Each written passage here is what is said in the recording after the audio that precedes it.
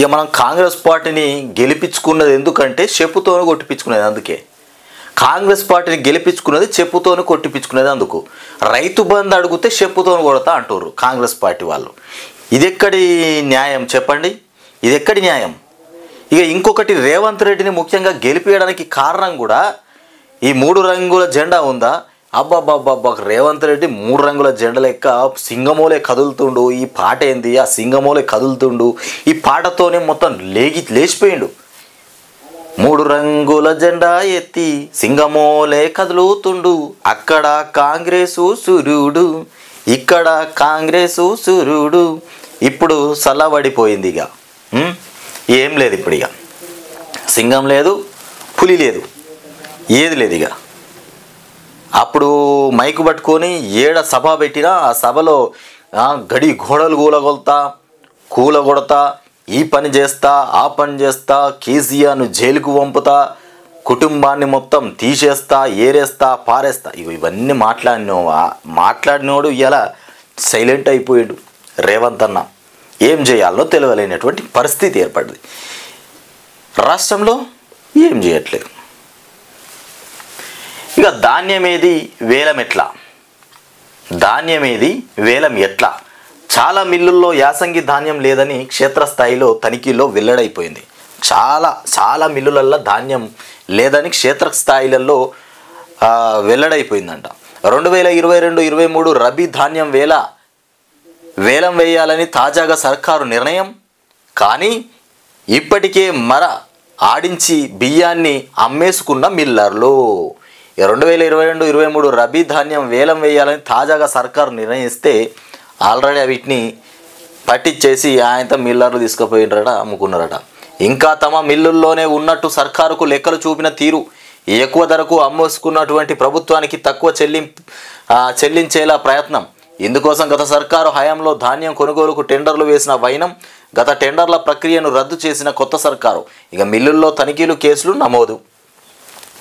ఇది ఈ టోటల్గా చూసుకుంటే ఏది మీరు ఏ విషయాల్లో తెలంగాణ రాష్ట్రంలో కేసీఆర్ ప్రవేశపెట్టినటువంటి పథకాలు ఏవైతే ఉన్నాయో, తను చేసిన పని ఏదైతే ఉందో, ఏ పనిని మీరు విడిచిపెట్టిరు? ప్రతి పని కూడా తప్పు. ఏ పని కరెక్ట్ ఉంది? ఈ ఒక్క పని కరెక్ట్ చేసిరు అని చెప్పినరా ప్రజలకు కూడా తెలిసిపోతుంది. కేసీఆర్ అనేవాడు ఒక్క పని కూడా కరెక్ట్ చేయలేదు, అన్ని విషయాలలో ఫెయిల్ అని చెప్తున్నావంటే నీ స్వార్థపు బుద్ధి కదా రేవంత్ రెడ్డి. చెప్పు, కొంచెము చెప్పే విధానంలో కూడా తెలవాలి. కొన్ని పోయినా ఏం చేసినా పర్లేదు కానీ కేసీఆర్ అయ్యా ఈ పని మంచిగానే చేసిండు, గా పని 2 మంచిగానే చేసిండు, గివన్నీ ఎప్పుడైనా చెప్పినావా? గీ ముచ్చట్లు ఎప్పుడు లేదు. ప్రతి సంస్థలో అక్రమాలు, అన్యాయాలు, దోపిడీ జరిగిందనే మాట్లాడుతున్నావు తప్ప ఈ సంస్థ బాగానే నడిచింది, ఇందులో లాభం బాగానే వచ్చింది అని ఒక్కనాడు ఒక్క విషయం చెప్పింది లేదు. ఏ పథకంలో కూడా న్యాయం జరిగిందనట్లేదు నువ్వు. ఇక సుప్రీం ప్రమాణాలతో దేశ సర్వోన్నత న్యాయస్థానం తన సుదీర్ఘ ప్రస్థానంలో అత్యున్నత ప్రమాణాలను నెలకొల్పిందని ఇక ప్రధాని మోదీ కొనియాడారు. ఇక కేసీఆర్ కాలి గోటికి కూడా రేవంత్ సరిపోడు. కేసీఆర్ యొక్క కాలి గోటికి కూడా రేవంత్ రెడ్డి సరిపోడట. కాలి గోటికి అలాంటోడు తెలంగాణ రాష్ట్రంలో కుర్చీలో కూర్చున్నాడు ముఖ్యమంత్రిగా.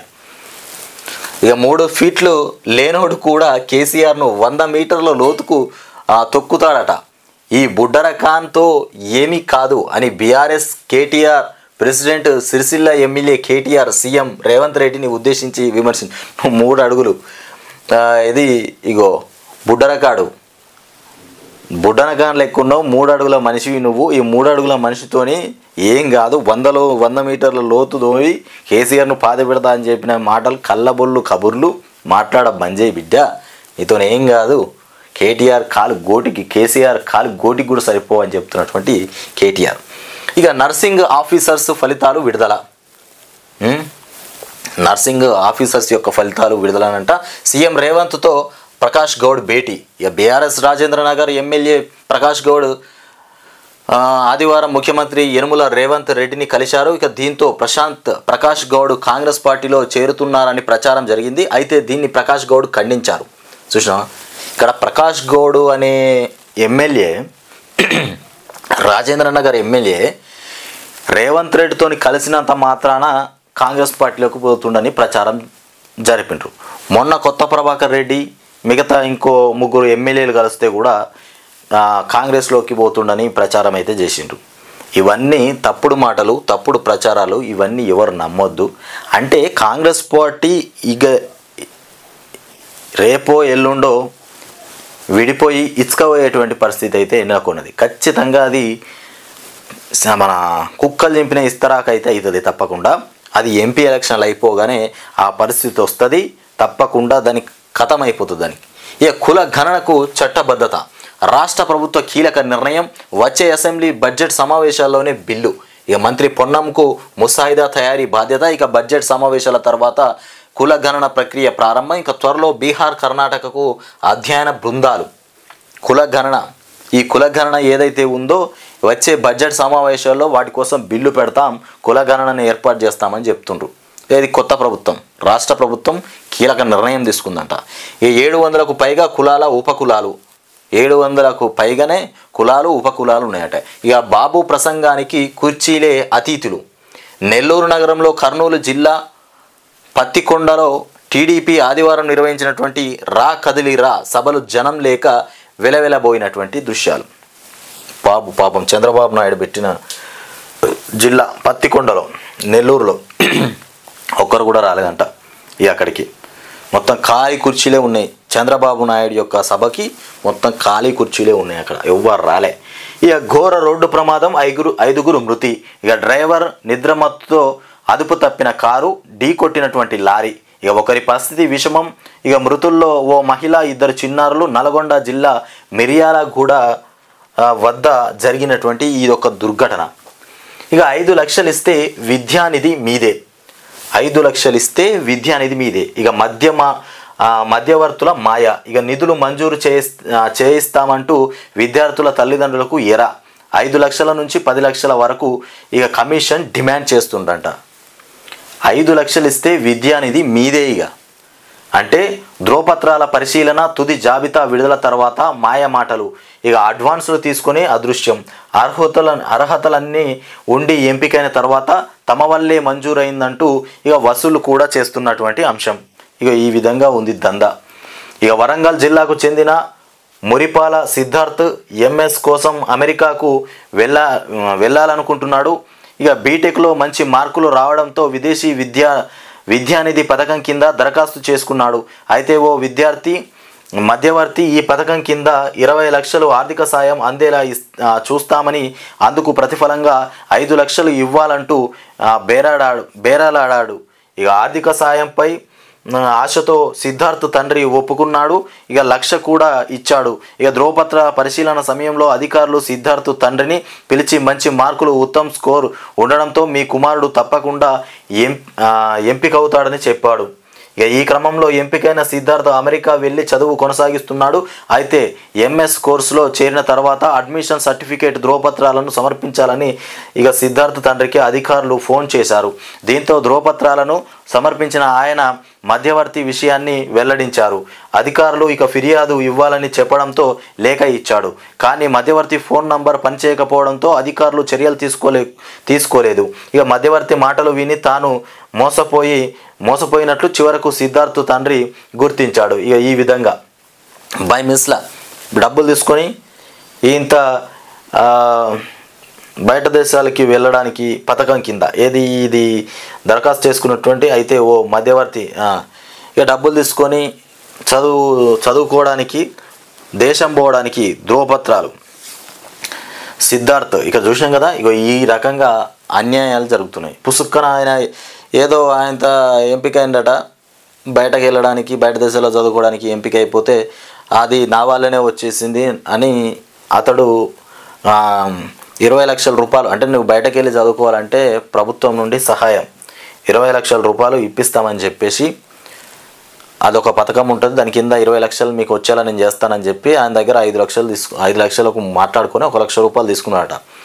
అది బై మిస్లో తనకు వచ్చిందంట. తను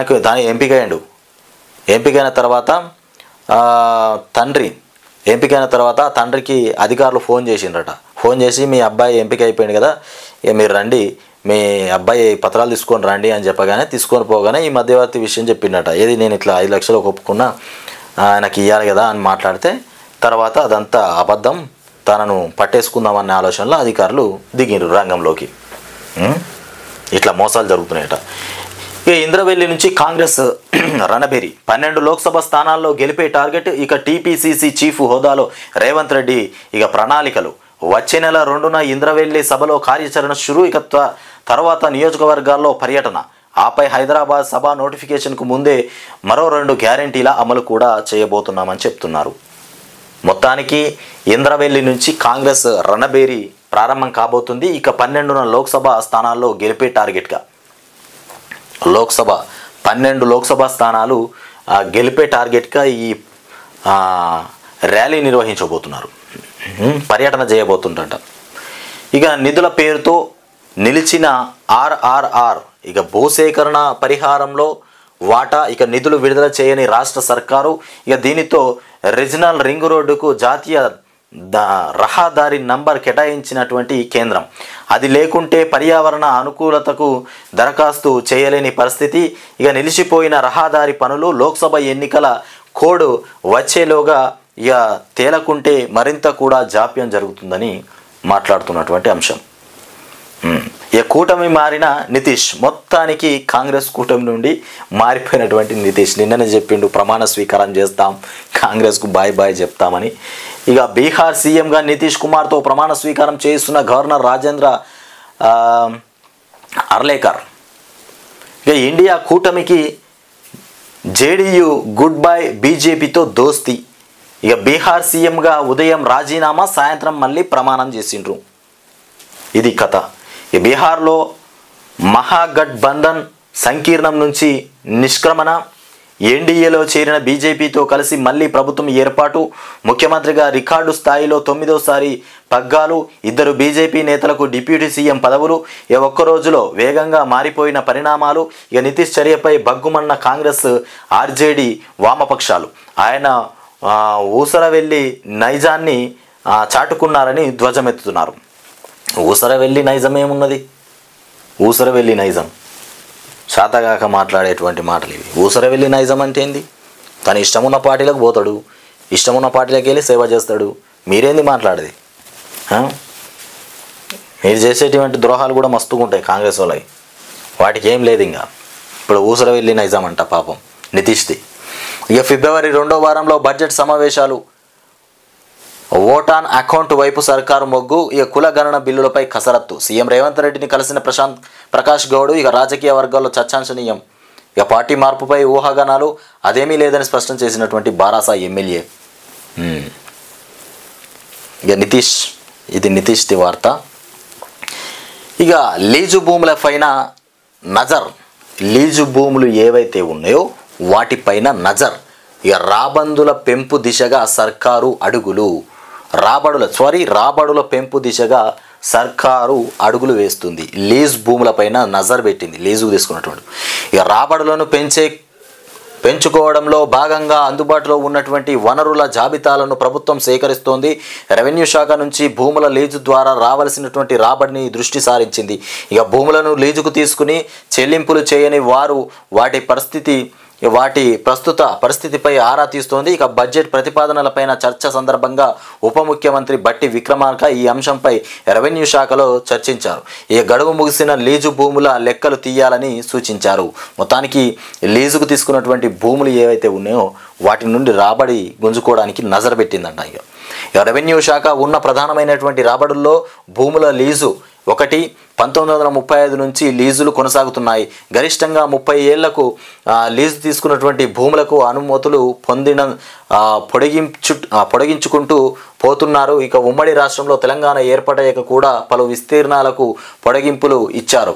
ఇలాంటి భూముల్లో సింహభాగం హైదరాబాద్, రంగారెడ్డి, మేడ్చల్, మల్కజ్గిరి జిల్లాల్లోనే ఉన్నాయి. కొన్ని ప్రాంతాల్లో వీటి రుసుములు చెల్లింపు సక్రమంగా లేదు. రెవెన్యూ శాఖ నోటీసులు జారీ చేసిన సమయంలో ఎంతో కొంత చెల్లించి ఇక చేతులు దులుపుకుంటున్నటువంటి పరిస్థితులు ఉన్నట్లు తెలుస్తోంది. ఇక వాణిజ్యం, ప్రజాసేవ, ఇతర ఉపయోగాలు ఉపయోగాలకు భూములు తీసుకున్నట్లు రెవెన్యూ దసరాలో నమోదై ఉండగా వాటిని వినియోగిస్తున్నటువంటి అవసరాలు వేరుగా ఉన్నాయని కూడా 2 రోజుల కిందట లీజు భూముల విషయానికి వచ్చేసి ఇది వార్త. ఇక మొత్తానికి లీజు భూములపైన నజరు పెట్టినటువంటి సర్కార్. ఇక రాబడి ఎక్కడి నుండి మనకు పైకం వస్తుంది, ఎక్కడి నుండి డబ్బులు మనం లాక్కోగలుగుతాం, ఏ నుంచి అయితే డబ్బులు తీసుకోగలుగుతాం, అలాంటి పరిస్థితుల్లోకి వెళ్ళిపోయినటువంటి సర్కారు మొత్తం మీద భూముల డబ్బులు సంపాదించేటువంటి పరిస్థితుల్లో అనుకూల స్థితులలోకి వెళ్ళిపోతుంది రాష్ట్ర సర్కారు, రేవంత్ రెడ్డి ప్రభుత్వం. ఇక రామగుండం పాత థర్మల్ కేంద్రం మూసివేయితే మేలు. ఇక రామగుండం యొక్క పాత థర్మల్ కేంద్రం అట మూసివేయడమే మేలని చెప్తుండ్రు. ఇక జెన్కోకు భారం నేపథ్యంలో కేంద్ర పర్యావరణ శాఖ ఇక నిపుణుల కమిటీ సిఫార్సు, కొత్త కేంద్రం నిర్మాణానికి ప్రతిపాదన. అదే రామగుండంలో పాత 62.5 మెగావాట్ల థర్మల్ విద్యుత్ కేంద్రం ఇక ఆర్థిక భారంగా మారింది. బయటి మార్కెట్ ఇక సౌర విద్యుత్తు యూనిట్ 3కి కొత్త థర్మల్ కేంద్రాల్లో 4-5 రూపాయలకే కరెంటు ఉత్పత్తి అవుతుంటే ఇక పురాతన ప్లాంటులో 8 వెచ్చించాల్సి వస్తుంది. ఇందుకు 8 రూపాయలు వెచ్చించాల్సి వస్తుంది. ఇందుకు ఏటా కోట్ల రూపాయలు కొద్ది జెన్కో వెచ్చిస్తుండటం గమనార్హం. ఈ రామగుండం పాత ప్లాంటును తక్షణం మూసివేస్తే ఆర్థిక భారం తగ్గుతుందని జెన్కో పాలక మండలి ఇక వీరు నియమించినటువంటి సాంకేతిక నిపుణుల కమిటీ అధ్యయన నివేదికను ఇచ్చింది. మొత్తానికి ఈ విధంగా రామగుండం పాత థర్మల్ కేంద్రం మూసివేతే మేలు, దాన్ని మూసేస్తేనే మేలు అని చెప్తున్నారు. ఈ అధ్యయనం ఇచ్చింది. కేంద్ర పర్యావరణ శాఖ కూడా ఈ ప్లాంటును మూసేయడం మేలని సూచించింది. దీని మరమ్మతులకు 54 కోట్లు అవసరమని తెలుస్తోంది. ఇక దీని ఉత్పత్తి సామర్థ్యం 62.5 మెగావాట్లైనటువంటి సగటు 55 లోపే ఉంటుంది. ఇక ఇంత చిన్న ప్లాంటులో ఏకంగా 250 మంది ఉద్యోగాలు పనిచేస్తున్నారు. ఈ చిన్న ప్లాంట్లో 250 మంది ఉద్యోగులు పనిచేస్తున్నారంట. ఇక సరళమైన భాషలో తీర్పు ఇవ్వాలి. భారత సర్వోన్నత న్యాయస్థానం వజ్రోత్సవాల ప్రారంభం ఇక సందర్భంగా ఆదివారం ఢిల్లీలో నిర్వహించిన కార్యక్రమంలో ప్రధానమంత్రి నరేంద్ర మోదీకి అంబేద్కర్ విగ్రహాన్ని ఆవిష్కరిస్తున్నటువంటి సిజేఐ జస్టిస్ డివై చంద్రచూడ్ మొత్తానికి మోదీకి వజ్రాలతో కూడినటువంటి అంబేద్కర్ విగ్రహాన్ని ప్రెజెంటేషన్ ఇస్తున్నటువంటి చంద్రచూడ్ ప్రధానమంత్రి నరేంద్ర మోదీకి నిర్వహించినటువంటి కార్యం ఇదేంది? భారత సర్వోన్నత న్యాయస్థానం వజ్రోత్సవాల ప్రారంభం సందర్భంగా ఆదివారం ఢిల్లీలో నిర్వహించిన కార్యక్రమంలో ప్రధానమంత్రి నరేంద్ర మోదీకి అంబేద్కర్ విగ్రహాన్ని సమర్పిస్తుండ్రు. వజ్రోత్సవాల ప్రారంభోత్సవంలో, వజ్రాలది కాదు, వజ్రోత్సవాల ప్రారంభంలో ఇక సరళమైన భాషలో తీర్పు ఇవ్వాలని చెప్తున్నారు. ఇక చిట్ట చివరికి ఇక తలుపులు తెరిచి ఉంచాలి ప్రధాని మోదీ. ఇక వాయిదాల సంస్కృతిని వీడాలి. ఇక సెలవులపైన ఆలోచించాలి. ఇక సిజేఐ జస్టిస్ డివై చంద్రచూడ్ ఇక సుప్రీంకోర్టు వజ్రోత్సవాల ప్రారంభం. మొత్తానికి సెలవులపైన ఆలోచించాలి, వాయిదాల సంస్కృతిని వీడాలి. ఇక కేసులు ఏవైతే ఉంటే వాటిని వాయిదాలు వేయడం ఇలాంటిది మళ్ళీ చేస్తామా అట్లా కాకుండా పని మొత్తం మీద కంప్లీట్ చేయాలి, వాయిదాలు వేయద్దు. సుప్రీంకోర్టు వజ్రోత్సవాల ప్రారంభోత్సవంలో మాట్లాడుతున్నటువంటి మోదీ. ఇక ఆ క్రమబద్ధీకరణ పైన కొరడా. ఏ క్రమబద్ధీకరణ కొరడా ఉన్నదంటే ఈ 59 జీవో ఏదైతే ఉందో జీవో 59 భూముల క్రమబద్ధీకరణ ఫైళ్ళ ఇక రివెరిఫికేషన్. ఈ 59 కింద జీవో 59 కింద భూముల క్రమబద్ధీకరణ ఏదైతే చేస్తారో ఆ ఫైళ్ళను మళ్ళీ వెరిఫికేషన్ చేస్తారట. అక్రమాల నిగ్గు తేల్చేందుకు ప్రభుత్వం కీలక నిర్ణయం. రిజిస్ట్రేషన్లు పూర్తయిన స్థలాలకు మళ్ళీ పరిశీలన చేస్తున్నారు.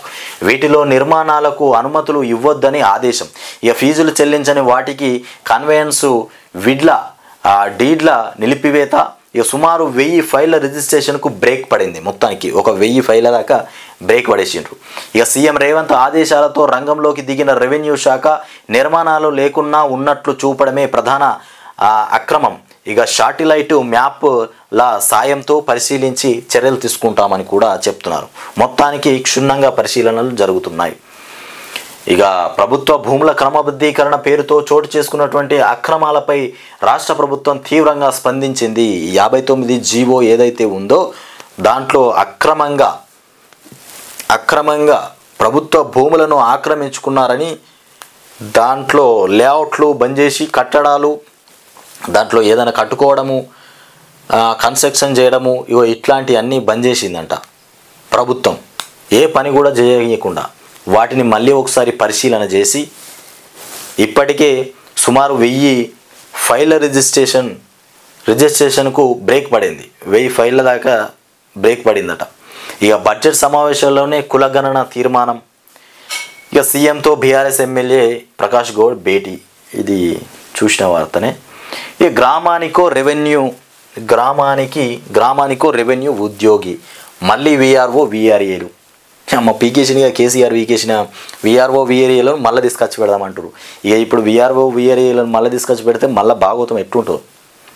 అప్పుడే మంచిగా ఉండినట, ఇప్పుడు బాగలేదట. ఇక మళ్ళీ తీసుకొచ్చి పెట్టింది. ఇక తిరగాలి. ఇక ఈ భూమి అటు, ఈ భూమి ఇటు. ఇక బీఆర్ఎస్ హయాంలో రద్దు అయినటువంటి ఇతర శాఖల్లోకి సర్దుబాటు.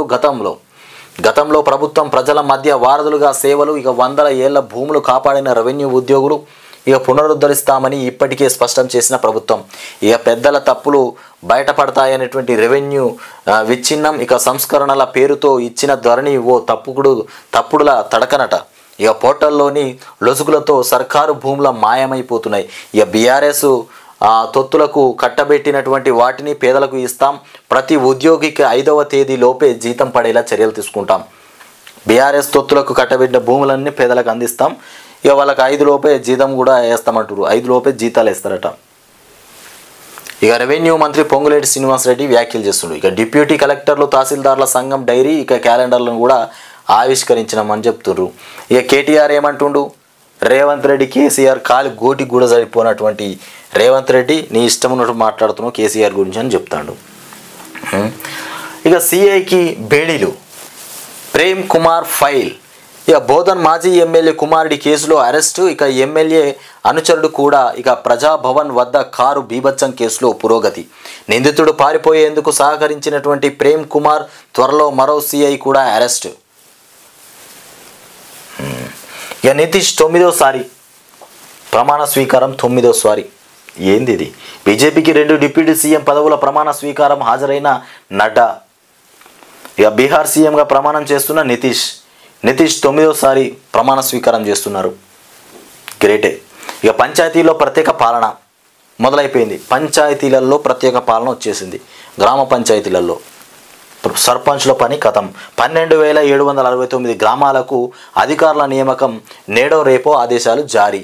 ఎంత? 12,769 గ్రామాలు ఉన్నాయి రాష్ట్రంలో. ఈ గ్రామాలకు ప్రత్యేక అధికారులతోని పరిపాలన చేయించబోతున్నారు. సర్పంచ్ల పదవులు ఖతమైపోయినాయి. ఇక సెలవుల్లో ఈ సర్పంచ్లను ఎందుకు తీసేసిందంటే సర్పంచ్లు అట్లనే కొనసాగించేటువంటి పరిస్థితి ఉండొచ్చు. కొనసాగించాలంటే కొనసాగించవచ్చు, కానీ ఎందుకు కొనసాగించలే? వీళ్ళంతా బీఆర్ఎస్ పార్టీకి అనుకూలంగా ఉంటారు. లోక్సభ ఎన్నికలలో మళ్ళీ బీఆర్ఎస్ పార్టీకి సహకారం చేస్తారేమో అన్నటువంటి భయంతో వాళ్ళను తీసేయాల్సినటువంటి పరిస్థితి ఏర్పడ్డది. ఇక సెలవుల్లో ఉన్న సిబ్బంది అందరూ తక్షణమే విధులకు హాజరవ్వాలి. ఇక జెడ్పీ సిఇఓలు, డిపిఓలకు సంకేతాలు ఇచ్చినటువంటి రాష్ట్ర ఉన్నత అధికారి. ఇక పెండింగ్ బిల్లులపైన సర్పంచుల్లో ఆందోళన ఏర్పడుతుంది.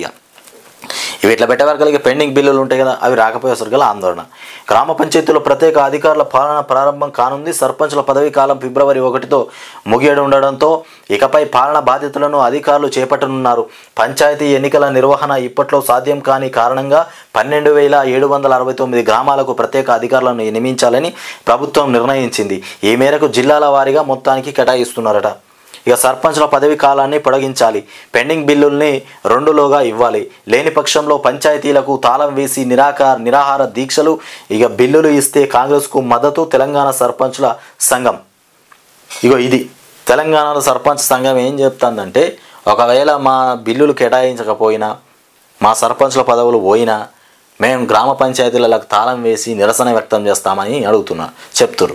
అంటే ఒక సర్పంచ్తో పాటు ఇంకెంతమంది కూర్చుంటారు అక్కడ నిరసన వ్యక్తం చేయడానికి? అంటే మాకు బిల్లులన్నా అందించాలి, మా సర్పంచుల పదవులన్నా పొడిగించాలి.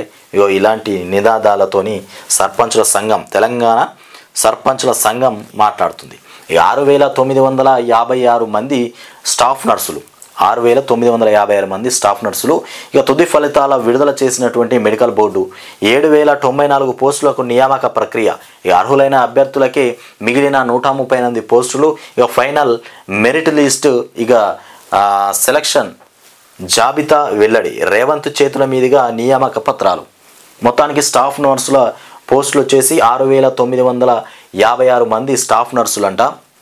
అందులో 7,094 పోస్టులకు నియామక ప్రక్రియ ఇచ్చిండ్రు. ఇక 138 పోస్టులు ఏవైతే ఉన్నాయో మిగతాయి వాటికి కూడా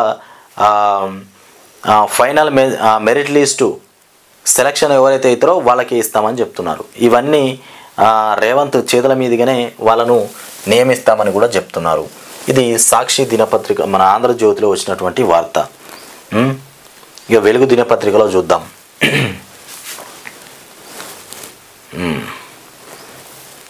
ఇక వెలుగు దినపత్రికలోకి వెళ్తే మొత్తానికి మేడారం జాతర. ఇక మేడారం జాతర ఒక అద్భుతమైనటువంటి ఘట్టం. ఇక మేడారం జాతరకు ఒక్కరోజే 5 లక్షల మంది వచ్చారట, ఒక్కటే రోజు. ఇక ముందస్తు మొక్కులు చెల్లించుకునేందుకు జనం మేడారం జాతరకు పోటెత్తుతున్నారు.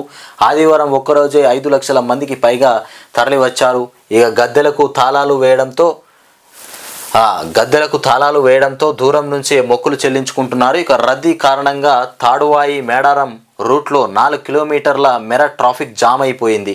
ఇక అడవిలోనే 2 గంటల పాటు వెహికల్స్ ఆగిపోయినటువంటి పరిస్థితి. ఇగో ఇక్కడ చూస్తున్నాం కదా, మొత్తానికి 2 గంటల పాటు 4 కిలోమీటర్ల మేర ట్రాఫిక్ జామ్ అయిపోయింది మేడారంలో. గద్దెల కాడ తాళాలు వేయడంతోనే ఇక మొక్కులు దూరంకెళ్ళి చెల్లించుకుంటున్నారు. ఒక్కరోజే 5 లక్షల మంది భక్తులు వచ్చిందంట. ఇది ఇక బిల్డర్స్ సంపదన సృష్టికర్తలు, వాళ్లకు సహాయక సహకారాలను అందిస్తాం డిప్యూటీ సీఎం బట్టి చెప్తున్నారు. సంపదను సృష్టించే సంస్థలను ప్రోత్సహించడం ప్రభుత్వ బాధ్యత. పెట్టుబడులకు తెలంగాణ అన్ని రకాలుగా అనుకూలం. ఇక బిల్డర్స్ అసోసియేషన్ ఆఫ్ ఇండియా ఇన్వెన్షన్లో కామెంట్స్. మొత్తానికి పెట్టుబడులకు మేము సహకరిస్తాం, పెట్టుబడులు పెట్టే పారిశ్రమల కోసం తెలంగాణ రాష్ట్రం ఖచ్చితంగా సహకరిస్తుందని చెప్తుండు. పెట్టుబడులు పెట్టడానికి సహకరించకపోతే ఎట్లా? ఇప్పుడు మా దగ్గర పైసలే కదా, ఎవరు వస్తే వాళ్ళని తీసుకుంటాం. అది ఏ పెట్టుబడి అయినా కావచ్చు, వచ్చిందల్లా మాదే, మేము పెట్టుకుంటాం. కావాలి ఇప్పుడు డబ్బులు. ఇక ఇంకొకటి, ఇక మున్సిపల్ శాఖలో అడ్డగోలు దోపిడీ. గత బీఆర్ఎస్ ప్రభుత్వంలో అభివృద్ధి పనులు, వివిధ రకాల పనుల్లో అక్రమాలు చూసినామా? ప్రతి దాంట్లో కూడా దోపిడీ అంటే గత ప్రభుత్వంలో ఏ ఒక్క విషయంలో కూడా లాభం జరగలేదు అనే దానికే మొత్తం స్పష్టంగా ఏర్పాటు చేస్తారు వీళ్ళు. మొత్తం దాని గురించే చెప్తారు. ఇక గుట్టపై ఇక తాగునీరు, టాయిలెట్స్. ఇక కొండపైకి ఆటోలకు పర్మిషన్. ఇక సీరియల్ ప్రకారం రోజుకో 100 చొప్పున. ఇక పైనే భక్తుల అవినీతి వసతికి ఏర్పాట్లు. ఇక సామాగ్రి భద్రతకు ఇక క్లాక్ రూము, ఆఫీసర్ల రివ్యూలో నిర్ణయాలు. ఇక ప్లాన్కు ఆమోద ముద్ర పడితే తీరనున్నటువంటి కష్టాలు.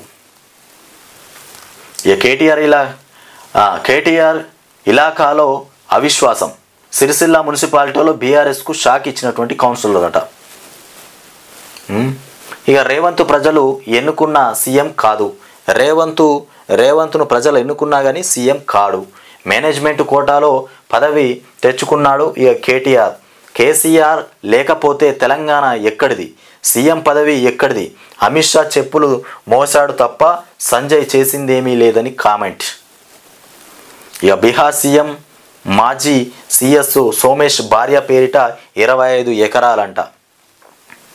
ఇక రంగారెడ్డి జిల్లా యాచారం మండలం కొత్తపల్లిలో ఉన్నట్లు ఇక ధరణిలో నమోదైంది. మాజీ సిఎస్ సోమేష్ కుమార్. ఈ కడుపు పండింది, కాయ నిల్వది, కడుపు పండింది. యాదాద్రి జిల్లాపై ఫార్మా కంపెనీల విషం. గాలి, నీరు, నేల అన్నీ కలుషితం. పశువులు, మనుషులు పునరుత్పత్తి సామర్థ్యంపై ప్రభావం పడుతుంది. ఇది ఎక్కడ? యాదాద్రి జిల్లా పోచంపల్లి మండలం అంతమ్మగూడెం వద్ద ఫార్మా కంపెనీల పొల్యూషన్తో మాడిపోయినటువంటి చెట్లు ఇక్కడ అక్కడక్కడ ఇప్పుడు ఇక్కడ మట్టి పోశారు, మొత్తం మీద అక్కడ మట్టి పోసినట్టు మాడిపోయినటువంటి చెట్లు పరిస్థితి ఆ పరిశ్రమ.